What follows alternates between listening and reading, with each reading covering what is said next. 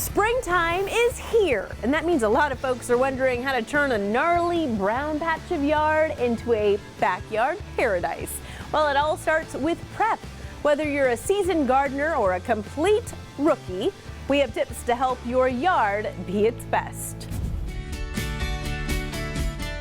Winter is gone, spring has sprung, and your yard might be looking a little worse for wear after ignoring it all winter. Why is springtime the best time to start planting stuff? Everything's blooming right now. Everything's growing. All the trees that were deciduous with their leaves gone are coming back. So that tells you it's time to plant with the temperatures going up. So to get the most out of your yard this spring, we spoke with Grant Beuter, VP of Training and Development at Moon Valley Nurseries. Our first tip, fertilize your yard. Getting the right food for your plants. They've gone through winter time. They may have been stressed out. They're hungry. So get the right fertilizer on there with the right nutrition to maximize your growth in all your plants. But with all of the options of fertilizer, you might be wondering which is best. It's important to pick a brand that is proprietary to your soil level. So like what we carry here is specifically made for our Southwest soils. So stick with products that you know are going to work for your area, stuff with the right nutrient content to fit to your soil levels.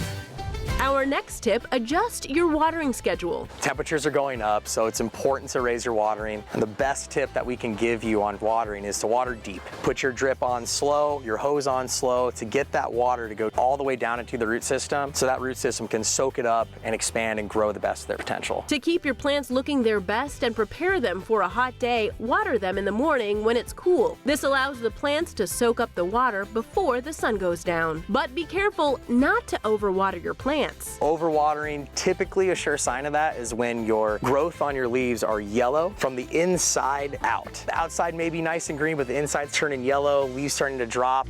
Next, a tip you might not love. Pulling weeds. Well, along with it being unsightly in your landscape, it can start robbing nutrients from other plants in your yard that are desired. So you want to get those out of there. Sometimes they grow so vigorously over the plants that you do want, they'll take over. And that's all you'll be able to see and end up losing a plant that you really do like. After you've pulled your weeds from your yard, lay down pre-emergent herbicide to keep the weeds away. And no one likes weeds in their garden. Our final tip, plant away. Planting. What's the first thing we need to know about planting? Number one, pick the right plant for the area. Consult with your nursery professional to make sure you're getting the right product, the right plant for your area, and identify the goals that you have in mind when you're putting it in. And depending on your climate, make sure to look up local guides on how deep and far apart to plant. And now I'm ready to spring into planting season.